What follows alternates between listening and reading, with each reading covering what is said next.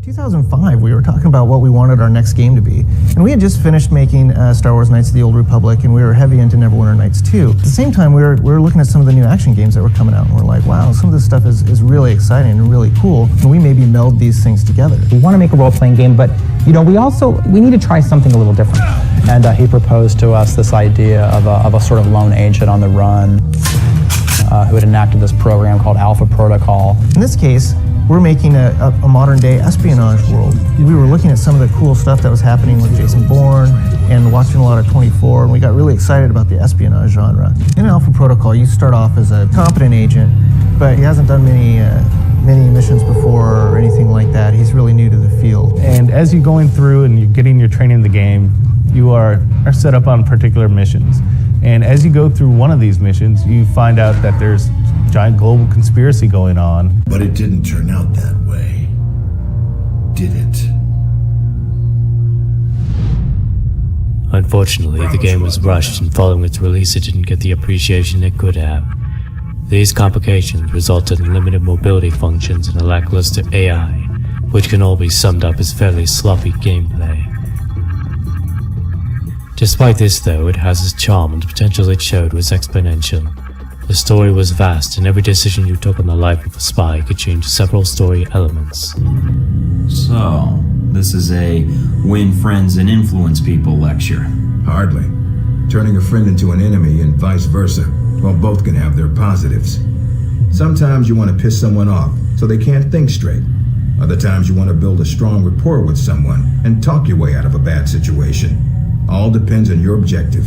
I do not take kindly to blackmail, Mr. Thornton. Take care. You will lose a powerful ally if you follow this road with me. Basically, the story presented someone whose background and reason for joining is determined by you. What he joins is a secret organization called Alpha Protocol that runs outside intelligence operations for America in order to protect America from accountability were they to be exposed. Joining this organization as an agent, Mike is quickly thrust into a whole world of mayhem as he goes off to stop the terrorists and recover the missiles that Halbech had supposedly lost. In doing so, however, he uncovered a conspiracy which nearly killed him, resulting in a fight for survival against his own organization and Halbech, during which he had access to many resources and built a power base to stop them, a power base of which you have influence over depending on your choices. That help you mentioned. G22 will be in contact, Mike. What's interesting about this game is a couple factors. One is the fact that a lot of this is an interesting play off of conspiracy theories that we have today. Halbech essentially is a big bad organization that influences all beneath them secretly from behind the scenes. Many of the people working there seem to be underhanded in some way, political figures included. All this tension is influenced for greater profit for those above us. So we get rid of a greater evil in exchange for a lesser one. Welcome to the world, Mr. Thornton. At least Surkov was a businessman. They pretend to obey the law. He's busy selling himself for the presidential race. What's also interesting is the organization within the game. Halbech seems to influence a few organizations, the organizations working for them being the VCI represented by Marburg and Z, and Alpha Protocol itself, meaning the hand of Halbech branches out. An organization that really intrigued me was G22, apparently led by Albatross, who may not even be the absolute leader for them. We've been monitoring both Al-Samad and Halbech, but are affiliated with neither.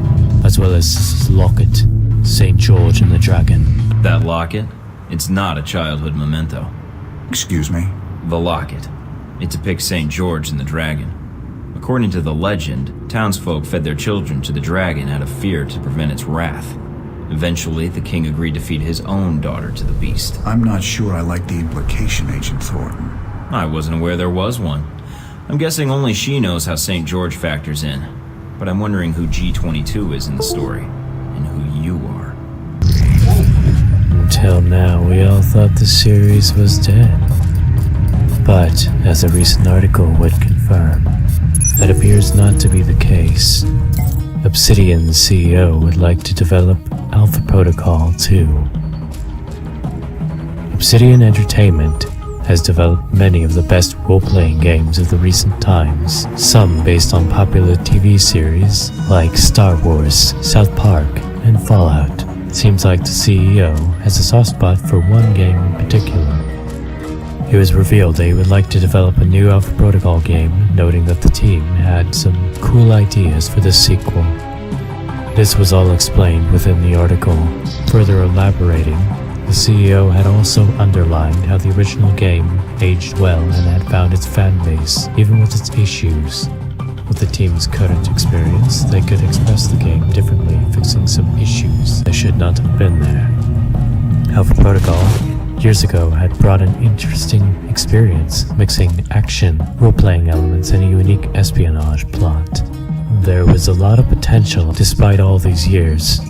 It would appear that it may, in fact, be developed further. What I would find interesting would be a sequel, yes, perhaps with a new character, or perhaps they could turn it into a game series.